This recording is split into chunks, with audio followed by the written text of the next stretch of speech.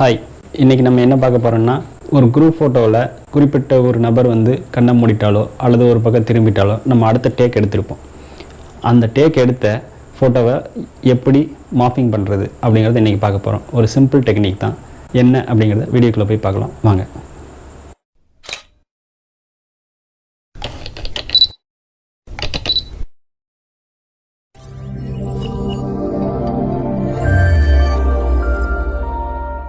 நம்மகிட்ட 2 ஃபோட்டோஸ் இருக்குது.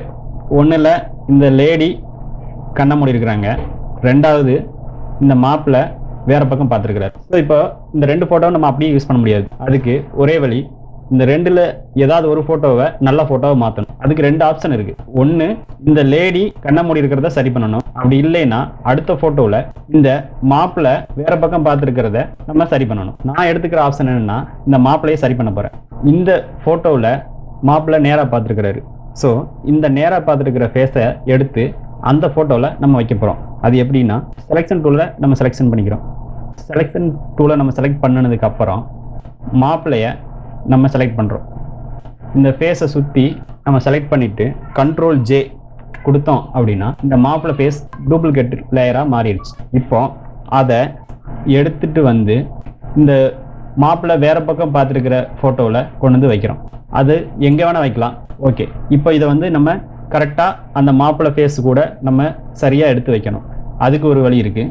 அது என்னென்னா, ஃபஸ்ட்டு இந்த பேக்ரவுண்ட் லேயரை வந்து லாக்கில் இருந்து அன்லாக் பண்ணணும். அதுக்கு டபுள் கிளிக் பண்ணி நம்ம அன்லாக் பண்ணுறோம்.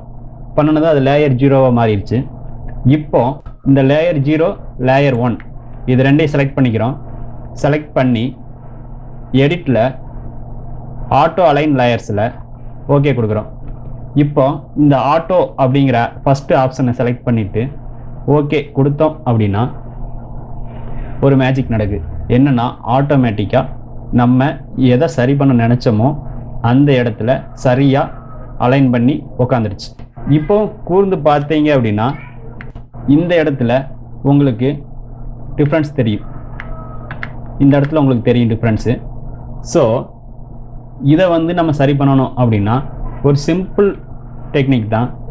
இந்த லேயரோட ஒப்பாசிட்டியை நம்ம குறைச்சோம் அப்படின்னா கீழே இருக்கிற லேயரோட விசிபிள் நமக்கு நல்லா தெரியும். கீழே இருக்கிற லேயரோட விசிபிள் நமக்கு தெரியும். ஸோ நமக்கு எந்த இடத்துல சரியாக வருதோ அது வரைக்கும் இந்த லேயரை நம்ம எரேஸ் பண்ணி விட்டுறலாம். இப்போ எந்த டிஃப்ரென்ஸ் தெரியாது. இப்போ பிஃபோர் ஆஃப்டர் பார்த்தோம்னா இது பிஃபோர், இது ஆஃப்டர், இது பிஃபோர், இது ஆஃப்டர். ரொம்ப சிம்பிள் டெக்னிக்ஸ். அதாவது ஒரு நிமிஷத்துக்கும் கம்மியாக நம்ம ஒரு ஃபோட்டோவில் இருக்கிற ஃபேஸை ஈஸியாக சரி பண்ணிட முடியும். ஓகே ஃப்ரெண்ட்ஸ், மார்ஃபிங் பண்ணுறது எப்படி அப்படின்னு இன்றைக்கி பார்த்துட்டோம். இது இல்லாமல் வேறு ஏதாவது ஃபோட்டோஷாப்பில் உங்களுக்கு டவுட் இருந்துச்சு அப்படின்னா கமெண்டில் மென்ஷன் பண்ணுங்கள். கண்டிப்பாக நான் உங்களுக்கு அது தொடர்பாக வீடியோ போடுறேன். இந்த வீடியோ உங்களுக்கு பிடிச்சிருந்தது அப்படின்னா லைக் பண்ணுங்கள், ஷேர் பண்ணுங்கள், சப்ஸ்கிரைப் பண்ணிடுங்க. நான் உங்கள் திரு தி மாடர்ன் கிரியேட்டர்ஸ்.